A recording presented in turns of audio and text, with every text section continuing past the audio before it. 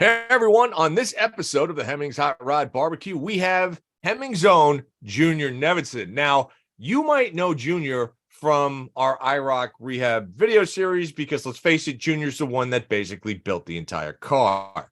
Junior is also doing YouTube shorts for us, and we're doing the 32 build series at the Hemmings Garage. And let's just put it this way, without Junior, our mechanical portion of Hemmings might be a little screwed. So Junior, welcome to the show. How you doing, man? I'm doing great, Mike. How you doing? Doing really, really well. So here's the thing. When we were building the Camaro, we started talking about, I don't know how the topic got onto motorcycles, but I was a big motorcycle guy back in the day. And then Junior all of a sudden drops this matzo ball on us that just said, oh yeah, and by the way, I ran all the way through South America by myself on a motorcycle for like 30 or 40,000 miles. And I was like, wait, say what now? What? And I'm like, you did this by yourself, to which you replied, well, yeah. So we were thinking about like things to talk about on the podcast. And like, I was so enamored with your story that I'm like, you got to come on and you got to like, tell us the genesis behind how you decide to say, you know what? I'm going to go to South America by myself on a motorcycle and do the whole thing. Without any, like, how does something like this happen, dude? Short answer is probably midlife crisis. Okay. Long answer, just tired of the job, tired of what I was doing. I was in my early 40s and I was watching friends my age suddenly drop, cancer, heart attacks, this, that, and the other thing. And just started to realize life is getting short. It just, split up with my girl of 15 years, and why not? Why not? Why not? So many people are doing it. I'm reading about other people on the internet that are just, going out and having a good time doing it. So I decided to do it myself. So how long? Okay, so we're gonna get to that in a second. How long were you riding before you decided? Like, have you always been a motorcycle guy? Were you riding since you were a kid, stuff like that? I had a motorcycle before I even had a car. Okay. So yeah, always been into motorcycles, a little bit of a thrill seeker. I love two wheels, the freedom of it. There's nothing comes even close. Well, that I can wholeheartedly agree with because I feel the same way. So yeah. When you were deciding to do this, like, how did it? I completely understand like wanting to do something and get away, but when it came to a destination, why South America? And then how do you prepare for something like that? How do you choose the right motorcycle for it? Because to me, that's an overwhelming thing. And then to say, well, I'm going to do it by myself in a foreign country, or like, how does that happen? It's a little tough to wrap your mind around, isn't it? a little bit. Yeah, it really is. I think it's an amazing thing. It's such a brave thing to do. Yeah. Choice of motorcycle, I went through, the whole list. There's so many out there, the KLR, which, the tractor of motorcycles, the right. DR, I just started doing research on motorcycles and, trying to figure out what was going to be the best one. And in the end, I already had one that was set up.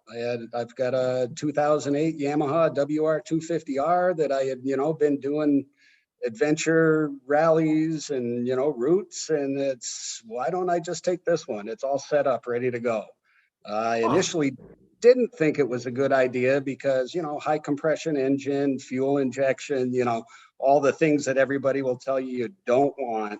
And right. I just figured, what the heck, it's already, rather than sell it and buy and outfit something else, I just decided to take this one, and it turned out to be the correct choice. So a 250, most people will be like, well, 250, it's not that much power. But yeah. I almost look at it where, and correct me if I'm wrong, you had probably little idea of the terrain you were going to go over. And I would assume a light motorcycle for because how much of this trip? Well, first of all, let me ask you this. How many countries did you go through? In counting the United States, I crossed 21 borders. 21 borders. How many 21 miles? countries. How many miles? 46,000 miles total on the journey. How long was this journey? 22 months. Just over 22 months. Yeah. Okay, that's to take a second to wrap my head around that one. Right. That's ridiculous. Okay, so did you have any idea, like how do you even start the research process? Like, where did you literally just sit down and go Google Maps and be like, this sounds like a great place to start? Like, where did you start, and how did you plan your route? Well, the beauty of nowadays is the internet. Obviously, there's a lot of people that have, blazed this trail before, and, many of them back in the 50s, 60s, and 70s. But with the advent of the internet, I mean, Facebook, you're in touch with everybody, but the major sites I used, advrider.com, Adventure Rider site, and Horizons Unlimited. And, Horizons Unlimited is a worldwide, travelers website, and the amount of info between those two sites is just incredible. But I did spend 10 months doing research for this, Wow. getting ready, and yeah, it's not something I really jumped right into. I mean, I did my research, Right. but as far as destinations, there's so many travelers out there now. The internet's made it relatively easy compared to, decades past. But there is so many people out there traveling the world right now. There's whole families in vans traveling the world. I mean, it's I don't want to say it's become easy, but compared to Elspeth Beard or Ted Simon, it's relatively easy nowadays. It really is. The internet and the info at hand has really changed things. So when you were starting to do your research, like you said, you took 10 months to do this. Was there ever a point during that research period that you were like, maybe this isn't a good idea? Oh, every day. What am I doing? Did you call upon friends and say, do you want to go on this? Or was it always meant to be a solo journey? Well, no, I mean, when you're in your mid 40s, my saving grace, I guess, in this is I don't have children, Right. All my friends have children. So, you can't just take 2 years off and go travel the world. That's the only way I was able to pull this off. Right. But go ahead. You meet a lot of friends on the road. Like I said, you are not traveling alone. There are so many people. You can't understand how many people are out traveling around the world right now. Yeah. Really? Okay. Well, I think when you started, so walk me through a little bit of, okay, so you've got your bike that you've already had. Yep. Where were you? Like, where did the trip actually start? Well, it was pretty much the last day once I had closed everything down and literally sitting at the end of my driveway. I sold pretty much everything I own, paid off all my debts, in case something happened. I didn't want to leave a loose end. So I, sold my truck, sold everything I owned and paid off all my debt, had zero debt, and literally sitting at the end of my driveway going, oh, shoot, what have I done? And that's when the trip started. And we have an annual, I'm big into Toyota Land Cruisers, we have a Toyota club, and we have an annual event right in New Hampshire every fall, the Fall Gathering by Yankee Toys. And that's, all my friends are there. So that was I left my house, I drove the 8 miles to the event, spent the weekend there, and see y'all. Wow. Okay. All right. So you start New Hampshire. Okay. Yep. Where do you go from there? Where did you say, okay, I'm going to cross the border here? I'm assuming you went down and through Mexico and that. So how was that? How was like the first leg just cruising through the US? Because I've done, I don't know how many trips around the US on bikes, but never outside of the country. So how was that? It's pretty easy. I mean, it was no different than any other, long weekend ride. It's just every day, you know, so I just slowly made my way to Texas. And I got to tell you, a 250 is not a good bike for the Texas highways. Right. Well, that was my question. So what were you running at on a 250? Could you cruise it? Would it do 75? Like, could you cruise at I 75? could get about 70 without a headwind. Yeah, you know, in a Okay. tuck, throttle, you know, it's Okay. certainly not comfortable, you know. Right. Right. It is what it is. But yeah, I went to Texas, you know, went to Big Bend, you know, tried to hit as many as the sites, you know, went down the Blue Ridge Parkway and, you know, Skyline Drive and, you know, hit all the big motorcycle Right. roads and yeah, Tail of the Dragon and all that. And just slowly. And that was the beauty of this trip is I had pretty much closed out my life. So there was no hurry. It wasn't like I have to be back on X date. And that's kind of how I wanted to do this. I didn't want to be in a rush. You know, if I found something interesting, I wanted to be able to take a left turn and go investigate it. So, yeah, I made my way to El Paso, crossed at El Paso, Juarez, which 2 years before was the murder capital of the world. But crossing into Juarez, I mean, I was getting high fives and fist bumps going through traffic. You know, it was not what I expected. Honestly, it was So totally did you against... have like, so, okay, so you're doing this, you're on the road now. Like you said, I wanted to be able to, if I wanted to turn left, I turned left. So did you have planned stops for the day, or were you like, no, I'm just going to stop wherever I stop?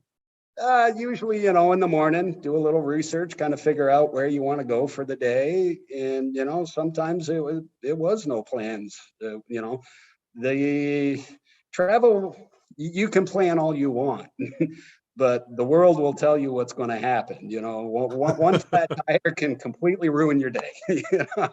Right.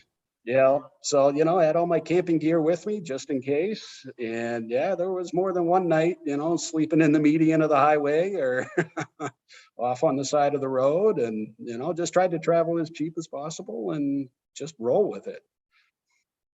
So, okay, so you get down, you cross it over the Mexican border. Now you're in another country, right? Oh, Yeah. What was that like just mentally? Because now, like, the United States is easy. You get wherever you want, anytime you want. There's always a support network. yeah. You're not there anymore. You're by yourself. You're on a motorcycle. Was that No hablo like, español.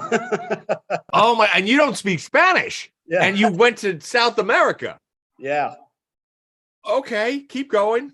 Yeah, Keep well, you know, going. you can only learn so much by yourself in, you know, 10 months. And, you know, despite what you think, you know, once you arrive, you know, it's, you know, learned Spanish is not what the world speaks. You know, it's like, you know, learned English is not what we talk, you know. So Right. as prepared as I thought I was for that, it was a rude awakening. But I will say anxieties were pretty high for the first few months. Yeah. So what was it like? So now you cross into Mexico. you're on the road. Everything, and there are so many things that you hear online about going through Mexico, and like you said, Juarez was the most dangerous city in Mexico. What is going through your mind as you're just tooling down the highway by yourself, looking around? like how does I've crisscrossed the United States probably 12 times. Yeah. And I've been fortunate enough to do it where I could have the time to make that left or make that right. But it was always here. It wasn't in a foreign country. Mm-hmm. How were the people that you met when you were on the bike? Did you have any issues with people? Were they all like, this is the greatest thing? What you know? Obviously no major issues because I'm still here. Right. Yeah. But people were just utterly fascinating and, you know, just fascinated by me. You know, I mean, I can't tell you how many gringo locos I heard in my travels. You know, you think people are different on the other side of a border and they're not. They're just like us. You know, I mean, the amount of help that people, without even asking, that just wanted to throw at me. I mean, if I took every phone number I had that was given to me, I could easily draw a line, all the way down, where, here, call my cousin when you're in this town, and you get there, and here, call Wow. my mother when you're in this town. I mean, it was so many times too, people would walk up to me speaking perfect English. What are you doing here? Huh. I'm heading south. Gringo loco. So, all right. So you're doing this and you're cruising along. Walk us through some of like what was your first oh shit moment, your first breakdown, your first something, your first, maybe this wasn't such a good idea moment. South of Durango. I met an expat in Durango that was working for the mining companies here. He was following me on ADV Rider. I did a ride report as real time as I could, which was a huge help because a lot of people reached out and helped me out because, people have family on both sides of the border all over the place, Right. So I should preface this, when I started my trip, I had no maps and I didn't load GPS. So I had a compass and I was heading south. Sounded romantic at the time. Okay. In hindsight, it wasn't so smart, but I thought I'd give it a shot. And so anyways, I got into Durango. I met this gentleman and he told me about this route that goes right down through the Golden Triangle. And if I don't know if you're aware, the Golden Triangle is one of the major grow regions between 3 of the states and Mexico. And it's a complete off-road. There are no maps that hide these roads or show these roads or anything like that. And as far as he knew, only 2 other gringos had done this route. So sounds like a good challenge. I'll try this out. Why not? Great idea. Why not? What could happen? Go wrong? Yeah. What could happen? Yeah. What could happen is I got stopped by the cartel. And nothing bad happened. I could make it a real long story, but short story is they basically wanted to know if I was either a reporter or if I was with the CIA. And I promptly got surrounded, hands inside the jackets, which, pretty obvious. Hands on the guns. I had to show them basically everything that was on my phone. I did have a little iPad in my laptop, and they wanted to see every single picture that I had. And so it took a while going through that. And finally they were like, all right, you're clear to go. You want to keep heading south, you head over this way and have a good time. And that was kind of it. Were they helpful? Not helpful. They were helpful to get me out of there, basically, because this was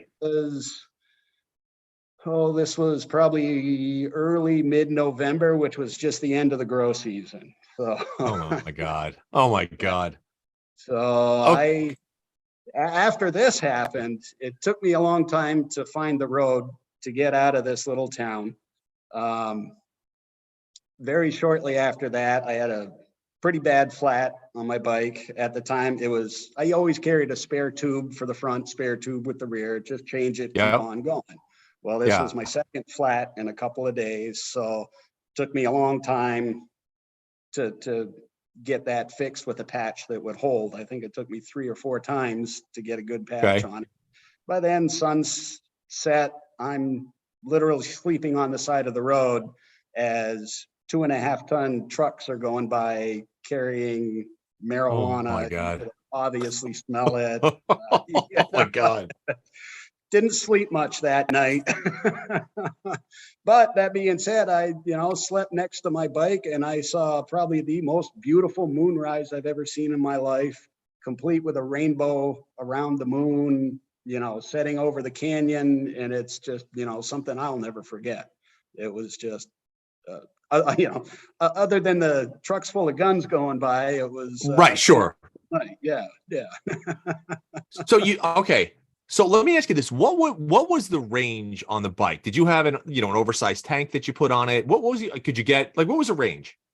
I had a 3-gallon aftermarket tank on it, which would probably get me about 120 miles, 130 miles. I had an extra 1 gallon on the side of the bike, which, was another 60-ish miles. And the Okay. beautiful thing of Latin America is they've never heard of the EPA. You want to fill a Coke bottle full of gasoline, you go right ahead. So Right.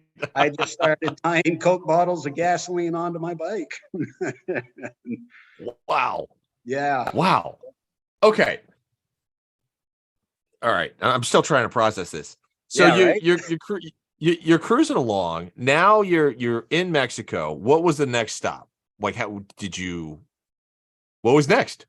Well, I mean, going right down through them, Mexico, Guatemala, El Salvador, all the way down through Central America, just country after country after country.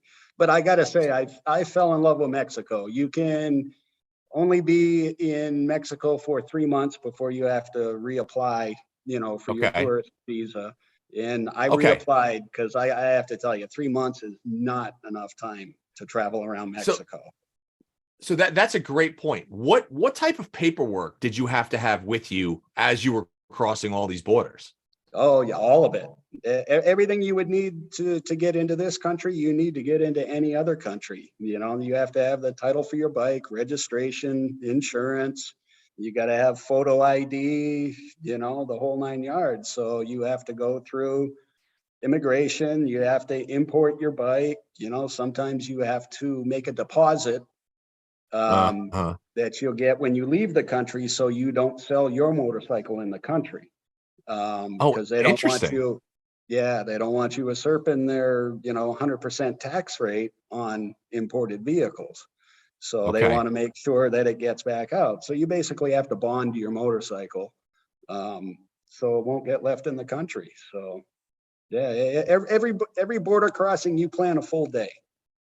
Well, really? That's how long it took. Holy cow. Okay. Yeah. Okay. So did you get a lot of people like, with the bike itself? Talk about any bad accidents, any bad offs or scary moments like that, aside from like a flat tire.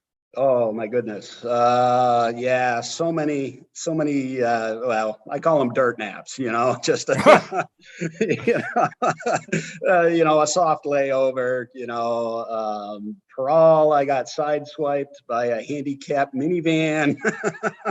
Oh my God. Holy Yeah, cow. didn't go down, but definitely rubbed paint. I still have the red paint on my saddlebags to this day. How I didn't go down, I have no idea. Let's see, Peru, I went down probably at about 45 miles an hour. Oof.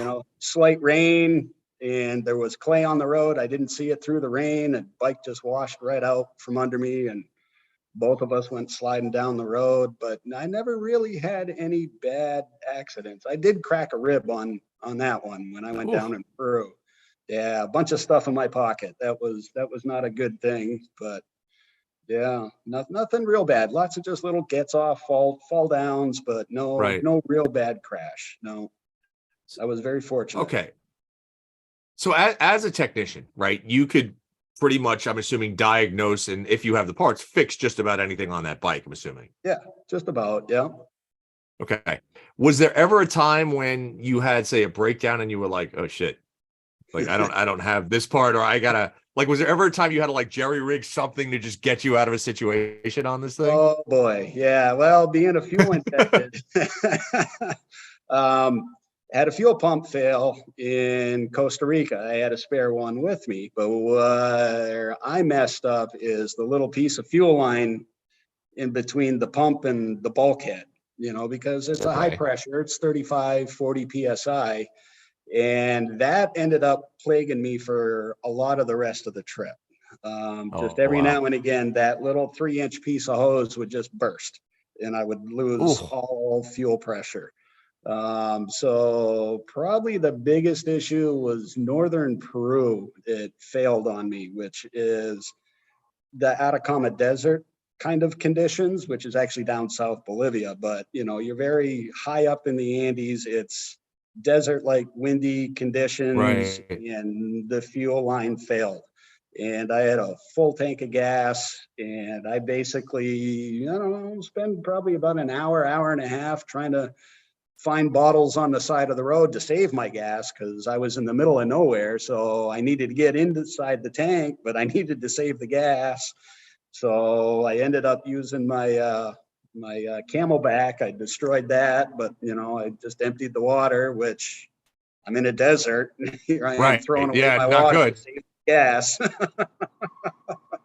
Yeah. Oh, Okay. heater just turned on. You want to give me a second? I'll shut that off. Yeah, sure. So Ryan's in the background producing this thing. I am so amazed that he actually did this, right? And that Junior had the courage enough to get on this bike, go out into South America by himself. Yeah, this is amazing. So, all right, now I want to ask you about one thing, because right now I feel like we've talked about this a little bit, and everybody's probably like, "Oh, the whole trip was really sunny out." I'm going to assume it wasn't like that. Talk about weather. Talk about weather in the middle of nowhere on a motorcycle. Oh my goodness. Well, if you ride a motorcycle, you know what it's like. It usually comes in hard and fast, and you just grit your teeth, suck it up, buttercup. You got nowhere to hide. So yeah, the sun was probably the most brutal of it all, because there's The sun was. Yeah, believe it or not. I mean, I hit many freezing conditions and really hard rain, but you get day after day after day of 90-degree sun. Wow, does that wear you down? That wears you down hard. Yeah. How much? So to stay hydrated, because you're wearing gear, I'm assuming pants, full jacket, Full boots, gear. gloves, Yeah. full gear. So, Yeah. I've been down this road riding in 110-degree weather in full gear. How much water? How did you stay hydrated through all this? How much water were you drinking a day? Oh my goodness. Yeah. Some days, oh my God, 2, 4, 6, 8, 10 liters of water a day. And still not enough water. Some days. Still not enough.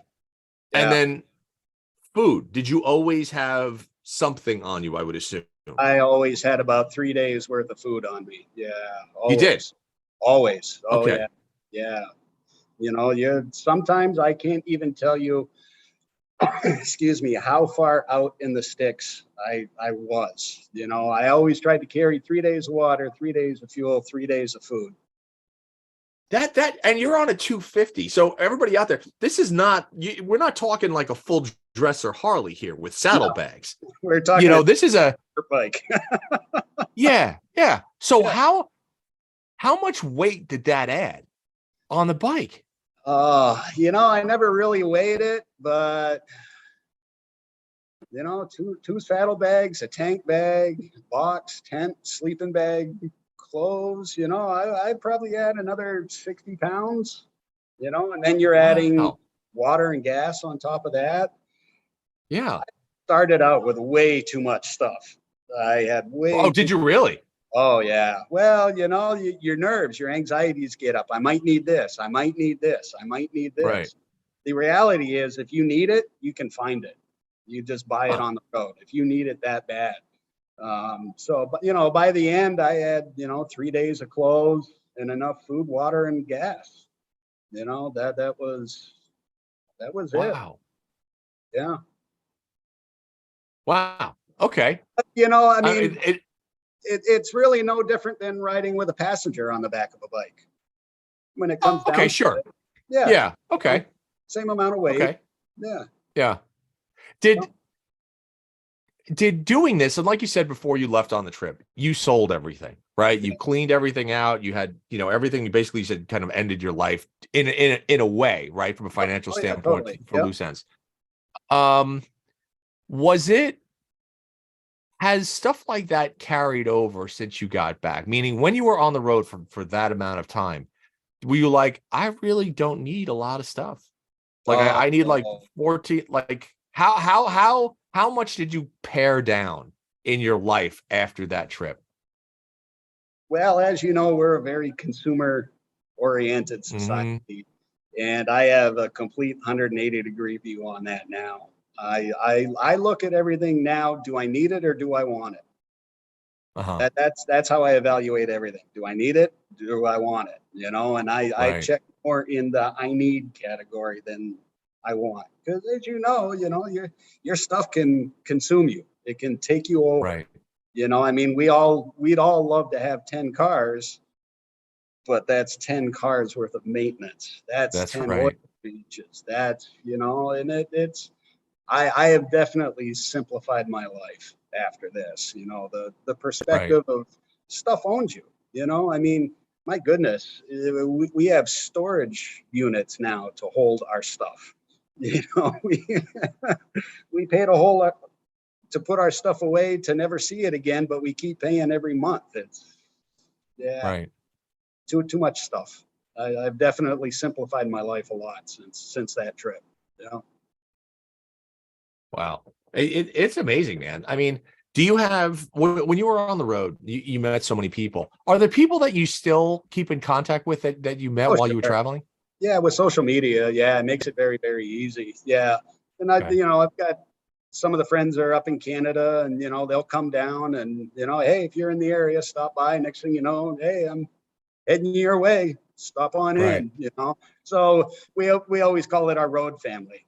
So Right. road family stops by now and again. So yeah, I still keep in touch. Yep. Yep. Oh, that's great. It Okay. is. So where was your final stop? Like where did you get to and you were like, you know what? Like was there ever a point where you were like Forrest Gump who just kept running and you were like, well, I think I'll go home now. Like was there at what point did that happen? Like where you were like, Like well, that is the okay. greatast analogy right there. Yeah. I'm done now. I'm done now. I think Yeah. I'll go home now. Well, basically I returned back or flew back to the States every October, just to keep paperwork in order, Okay. redo your insurance, re-register the vehicle, et cetera, et cetera. Even though you're quote unquote escaping life, you still have responsibilities. And, Right. our annual Toyota event is every October, and I haven't missed Right. one, I think, since '94. So I wanted to keep that Wow. going and kind of Yeah. coordinated that. So every October, I flew back for about a month and a half. Okay. Always had work when I came back for that time period. So, a Yep. little extra cash never hurts. So, Right. yeah, Sure. yeah, yeah. But no, there was, I can't tell you the times where the hell are you doing here?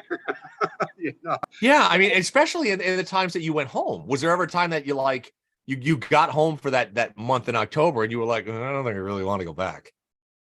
No, actually, I after a month, I was ready to go back. To be honest with you, Okay. it's in a perfect world, I'd probably spend the rest of my life traveling the world. It, Wow. it's a level of freedom that is just very, very hard to describe. Not only that, the what next of traveling every Yeah. day. We get stuck in our ruts when that's kind of taken away from you and you don't know what each day is going to bring. I mean, that kind of freedom is pretty intoxicating. It really Right. is. Yeah, yeah. You don't know if you're going to be going down the road, and honestly, there's a naked man just sitting in the middle of the road. Yellow. You just run into some of the craziest stuff. Yeah. Right. Just, yeah, you can't wait. All right, what's today going to bring? Right. Right. Oh my God. So is it Yeah. would you do it again? Do you have plans to do it again? Like is it something that you're like, all right, I want to do it, but I want to do it on four wheels now, or do you want to do it again on two or Boy, I'm not getting any younger. It's about talking with a lot of other travelers. It's about the same cost to travel in four wheels if you're sleeping in your four wheels every night. Because, on a motorcycle, every 3-4 nights, you want a bed and a shower. right? So you're renting a place, whether it's a hostel or a hotel or, Yeah. Airbnb or whatever. Yeah. So I think if I did it again, I'd probably do it in four wheels. But that Okay. on the motorcycle and the places that you can go with the Well, motorcycle. yeah, exactly. Your Uh, access. Yeah, it's really, yeah, I'd be torn. I'd be hard pressed. I might do it. I'd be leaning towards a motorcycle, but reality is probably four wheels would be better. Yeah. Okay. Yeah. When you, because you were in some really super remote places, what Oh did yeah. you do with the bike at night? Like, were you ever worried, which I'm sure you were, about it getting stolen? About, like, did you ever have, was it ever stolen? Was there parts ever stolen off it? Like, you know?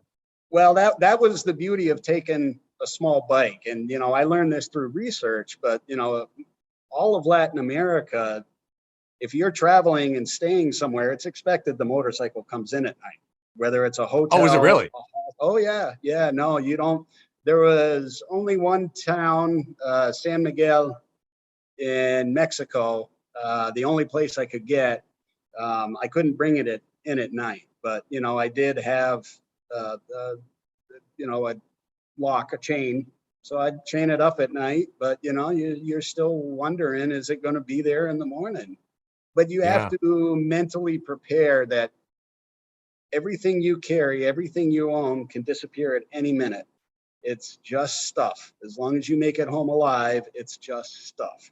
So, you know, you don't get too attached to it because, you Right. know, it just takes one bandito with the gun and your bike's gone, never to be Right. seen again, you know, so you just don't attach yourself to it. You But you know, still have the bike. but I still have the bike. Yeah. I still got the bike. You'll see it when you come to the Hemmings here, you'll be able to see it. I'll be riding it this summer. That is, I'm still amazed by just, you know, it's interesting. Look, again, I've driven through every single state of the United States except for Alaska. And Yep. a lot of it I've done by myself, you Yep. know. But I don't know if I'd have the courage to do what you did and just pack up, you know, a couple things, jump on a bike or jump in a car. And Uh, I everybody's just find that everybody's different. But Junior, this is, you might shrug it off, but it's an enormous thing to do that. And I think so many people dream about it, but you actually did it. That's amazing to me. I know, right?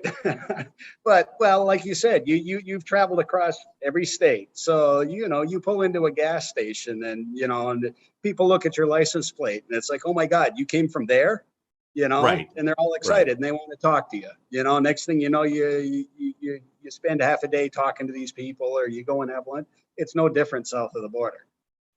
It's Right. the Yeah. exact same thing. It is no different. Right. It's a different country, different people, different language, different culture. But Right. oddly enough, it's the same. You know, it's no different. Wow. Dude, that is so cool. Yeah, It is. you get the same type of what's the word I'm looking for? Interaction with people, regardless of what country. People are people. You know, Right. If you've been to 50 states, I'm telling you, going to Mexico and hitting the 15 states there, it'd be no different. Okay. If anything, more people would be coming up to you because you're from America. A lot of people look Right. up to that. And another thing I noticed in my travels too is because of all the strife and issues and corruption, the fact that an American will travel there makes people feel like maybe things aren't so bad. You know, Okay. I don't know how else to put it, Yeah. but you know, Sure. yeah, that was probably most obvious in Colombia because you know, obviously Colombia, U.S., Panama, there's been a lot of issues there. Right. But as there's a huge motorcycle in culture in Colombia, and as an American on a motorcycle, my goodness, rock star status. You know, I mean, Right. it's just you know, maybe our country isn't so bad. If an Right. American thinks it's safe enough to come travel here, maybe it isn't so bad. You know, I'm Right. just so happy to see you. It's incredible. Yeah. Ah, God, what a great adventure that must have been, man. I am super envious. I mean, the cool part about hearing stories like this is it does make me want to just jump in the car, jump somewhere, and just go somewhere. And I think I think our biggest enemy at this point is time, right? Because Yes. everybody is just working, and even trying to take 3 days off, much less 22 months, Right. is almost unheard of. But my Yeah. God, what a what an adventure. Just, And what the an thing is, adventure. I'm not the only one doing it. There's hundreds, thousands of people out there right now doing it. It's incredible the amount of people that are traveling the world. Right. It's a whole subculture, basically. It's once you get bit by it, boy, it's hard to walk away. So where's your next, is there a place that you want to go next? Like, is there a region that you're like, you know, whether in a car, on a bike, or just to travel to that you haven't been, and you're like, I need to go here? Nothing really specific. I mean, I'm at this point, I'm just happy to get away for a long weekend. It's, back into the world of responsibility, back Right. in, yeah, it is what it is. But I mean, I've always been a little fascinated with Russia. I'd love to go across Russia, Mongolia, see the steppes, it's, Right. I'm fascinated with those out of the way places where there are no humans, Right. it's very surreal to be somewhere where there's no other human, or where you don't, potentially no other human is tread, I mean, Right. that solitude sometimes is just incredible. Other times it's your worst enemy. Right. Yeah. Was okay. All right. So one more question. So was there ever a point on the trip that you just get lonely? Because having sat on a motorcycle for, I think the longest motorcycle trip I ever did in a day was 900 miles, Wow. and which was a lot. My ass hurt. Like that was tough. And I did it on a sport bike. I don't recommend that. Yeah. Oh my God. You must have been a much younger man then. Oh, I was in my early 20s. Yeah. And I remember, and I was on a Ducati, hunched over with a 60-pound pack on my back. And I would not, I hurt for about a month after that. I bet you did. Yeah.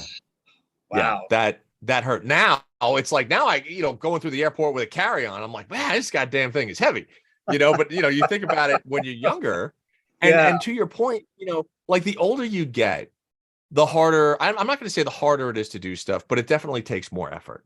Right. Yep. So, jumping on a motorcycle now that's, when I was in my 20s, that's 300 pounds, and God forbid it falls over, you have the leg strength, the arm strength, you can get that thing back up. Yeah. But there are things right now that I think we all try to do that it gets harder. And traveling when you're young and having these adventures when you're young is huge. Yeah. It's just huge. Yeah. It gives you all the stories and the memories later in life when you can't, Exactly. Yeah. Yeah. Yeah. I always tell people, if you're on the fence, just go, just do it. There's some day is not a day of the week. Yeah, that's very, very true. Yeah. Just go do it. Life will always be there. It's not going away. If you got an itch, go do it. Yeah. Dude, what a great adventure. What a great story. Man, I kind of wanted to hear this whole thing for a while. Thank you so much for coming on, Junior. This is so cool. Yeah, no. Thanks for having me. Yeah. And I think once I come back up to Bennington, so for those that don't know, Hemmings headquarters, it's actually based up in Bennington, Vermont. And that's where Junior is right now. He's up in our Sibley garage. And what's behind you? Is that the Brewster? No, what is that? No, that's the 40 Buick Phaeton. That's going to be next up on our video series. So I just got it up on the lift, giving it a once over and getting some parts ordered for it so we can basically get it running here soon. So that's a great point. Talk about that really quick, because Junior also does one of Hemmings video series at the Hemmings Garage, right? So talk about really quick, what's the whole idea behind the series? Talk a little bit about the cars that you're getting your hands dirty on and bringing back to life. Well, basically, we have the museum here. I don't know, 20 something vehicles in various states. A lot of them have just been sitting for 20 years. They weren't kept up for, a lot of various reasons. And, now we're just going to start bringing them back to life. We're going to video and, post it up on our YouTube channel and hopefully have a good time while we're doing it. Some of these, the Buick here is going to be hitting a few events this summer. We've also got our 69 Chevelle here next to me that, you know, had a few issues on the Great Race. I think I've sussed those out. So we're trying to figure out what we're going to do with that. Got a beautiful little 32 Model B pickup over here that, you know, is kind of the gem of the museum. We got that up and running, got to take that for a drive, which was just incredible. Huh. 91-year-old vehicle that's been sitting since 1993, I think. And wow. you know, so yeah, that's what we're doing. So, and for anybody that's interested, for these videos, you could go watch Junior on the Hemmings YouTube channel, and you can also follow us on Instagram. You know, Hemmings, again, we have, you know, our classifieds are 25,000 cars online, plus we have the auctions. But the cool part is, like, everybody that works for this company is a car geek. Like we just are. Like, we live and breathe this stuff. And honestly, it's just plain fun. I mean, that's really what it comes down to, right? It is. I kind of landed a dream job here for a mechanic. I mean, this is, my office does not suck. No, it doesn't. It definitely does not. Well, Junior, thank you again for coming on the show. It's always a pleasure to talk. And, you know, and I'll probably see you, I don't know, in a month or two when I get up to Bennington. Excellent. Look forward to it. Yeah. But otherwise, folks, that's it. Thanks for tuning in to the Hemmings Hot Rod BBQ, and we shall see you next time. Thanks for listening, folks. And again, please subscribe to the Hot Rod BBQ podcast. If you're on Spotify, check us out there. Subscribe to it on iTunes. And if you are going to go to YouTube, make sure you go to the Hot Rod BBQ podcast and hit that subscribe button, and we'll come to you every week.